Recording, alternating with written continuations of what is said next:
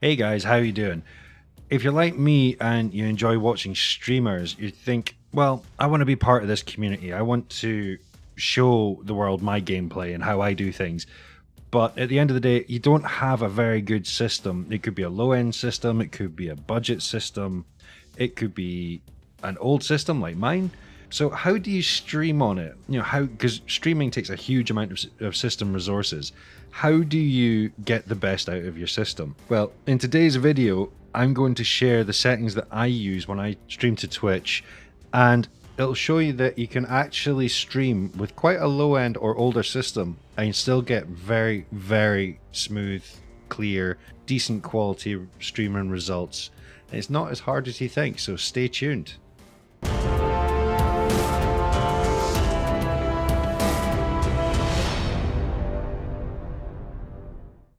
Before I share my settings with you, I just want to cover the specs of my PC first, just so you know what platform I'm running, so that way you can compare with yours from there. I'm running an i5 2500K, and it's running 4.5 GHz. It's got 16 GB of DDR3 RAM running at 1600 MHz, and it's running a Sapphire Nitro Plus RX 588 GB.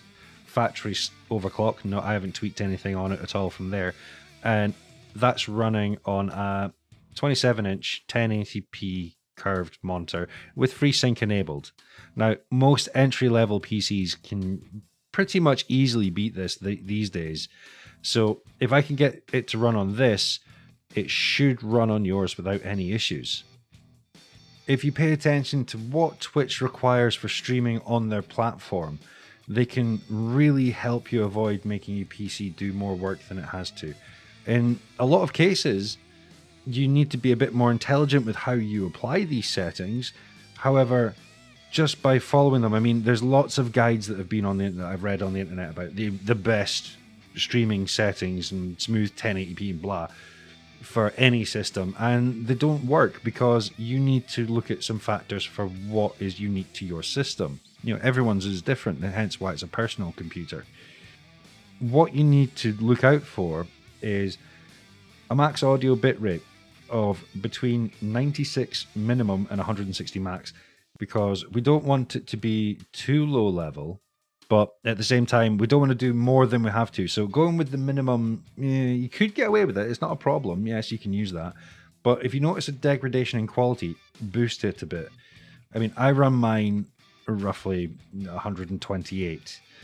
Your video keyframe interval, that has to be set to 2. That's just what they require. Frame rates, you can stream at either 25 to 30 frames per second or 50 to 60 frames per second. For the purpose of this video, I'm going to focus on the 25 to 30 frames per second bracket. I know it doesn't sound like much, but if you can't hit 60 frames per second in a game without any recording software or anything like that, then there's not a chance that you're going to be able to stream at that, because there is a performance impact involved when you stream. The next part is bit range. You know, they look for a 3000 to 6000 bit rate range. Again, the bit rate is purely dependent on your upload speed. Don't go and set your bitrate at 6000 and then be like, oh, well, why is it still stuttery? It doesn't work. But your upload speed's only, I don't know, 3.5. 3,500. It won't work. You can't push more bitrate down than your upload allows, basically. So you need to know what your upload rate is and what you can sustain. Essentially, that's the key thing for that bit. The other point to consider is your bitrate. Do you use a variable bitrate, or do you use a constant bitrate? I would recommend all day long use a constant bitrate. It's not, because what happens in variable bitrate is when you're like in a menu or whatever, OBS will drop down your bitrate because it doesn't need to be intensively processing a scene where nothing's changing. Really, you think, oh, well, that's a good thing. I don't use as much bitrate, I save on bandwidth and so on. The problem lies in the ISP, your internet service provider. if their hardware can't keep up with sudden shifts in spiking bit rates, so say you're going from 3000 bits, your bit rate's 3000 and it jumps to 6, the ISP's hardware itself might not be able to cope with that. So if you use a constant bit rate and you get it running smoothly, then you're never going to have any issues, because you know that it doesn't matter what happens in the scene on the screen, you're never going to get a stutter, and you know it's well within spec, basically. Another thing to do is to check Twitch Broadcast Inspector once you've got everything set up. I mean, I'm showing mine here. I've got, for one test stream that I did, it was only about 15 minutes long or so, if that. My max bitrate was 4,563 kilobits per second. That just shows what I mean by a spike, because my bitrate is actually set to around about, it's at 4,000. But my average bitrate was 3,909 kilobits per second, which is exactly where my average, my bitrate that I've set is. So that's where my uploads allowed more of a bitrate. It's gone over slightly. It's, that's fine with me. But you'll also notice that the minimum and maximum frame rates, including average, were bang on 30 FPS. This is what we want. You don't want a frame rate stutter. The bitrate, as you can see, can fluctuate. I mean, the minimum bitrate was 3,238 kilobits per second, which is well below what I would want from a 4,000 bitrate stream. But the frame rate itself has stayed rock solid. It hasn't changed. So while there's fluctuation in your upload and in your upload speed, which happens, it depends if there's someone on the phone using, streaming Netflix in the other room. The house only has so much upload through your connection, so you don't want to really hog it, because if you set your bitrate too high and someone's doing something intensive as well on the internet, that will eat into the upload speed that you're trying to use, and your stream will stutter, basically. There's no other way that I can explain it. So you want to set a decent bitrate, but not too high.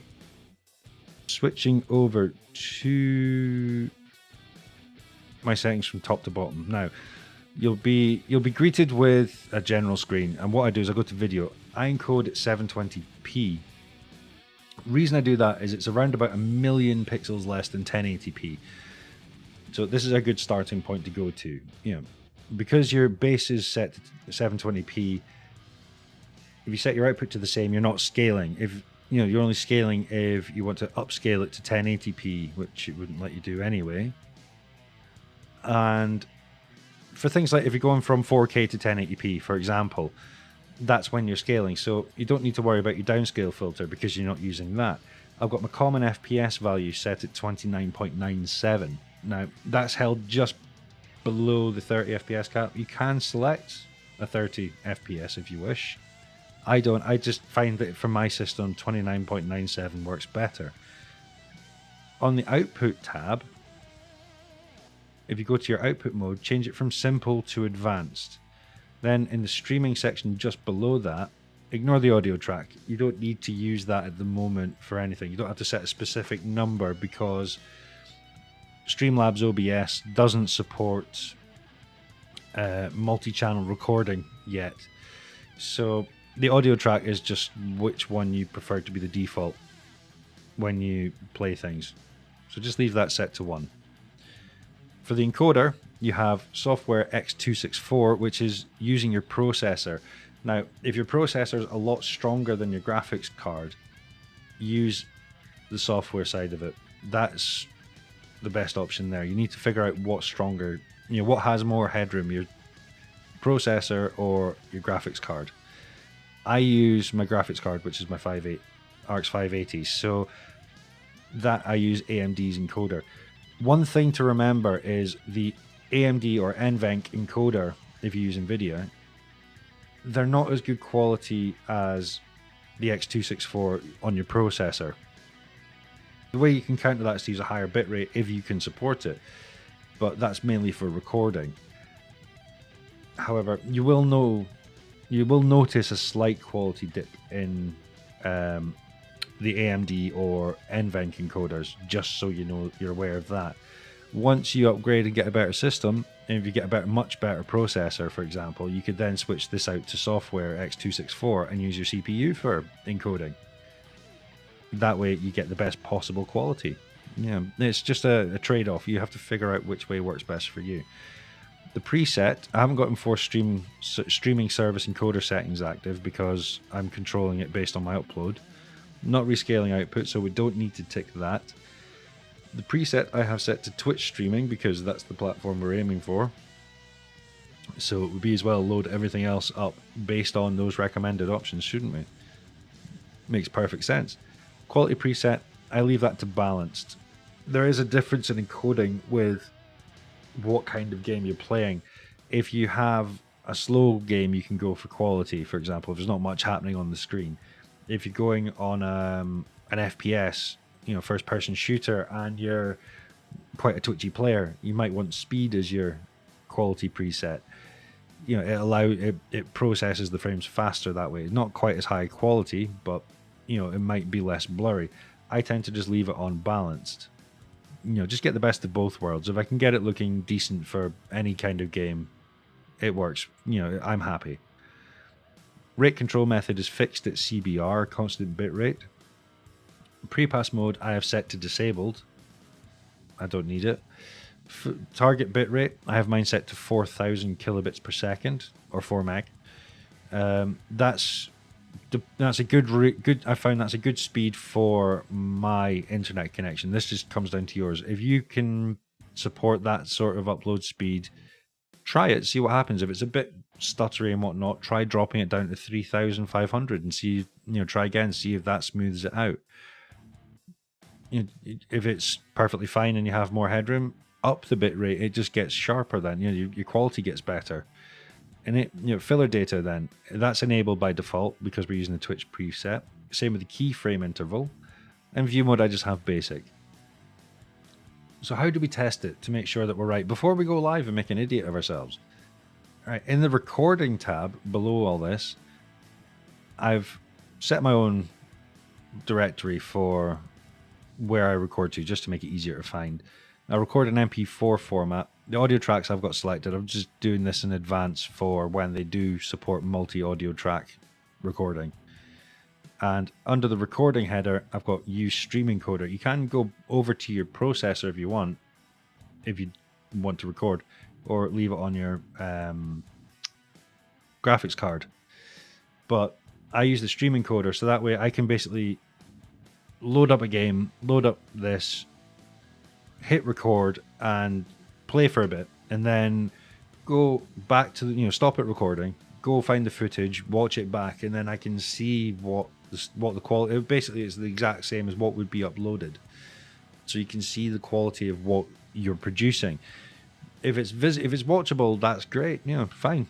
You can then change this to AMD, for example, and you go through similar sort of setups with what you had in the streaming side of it.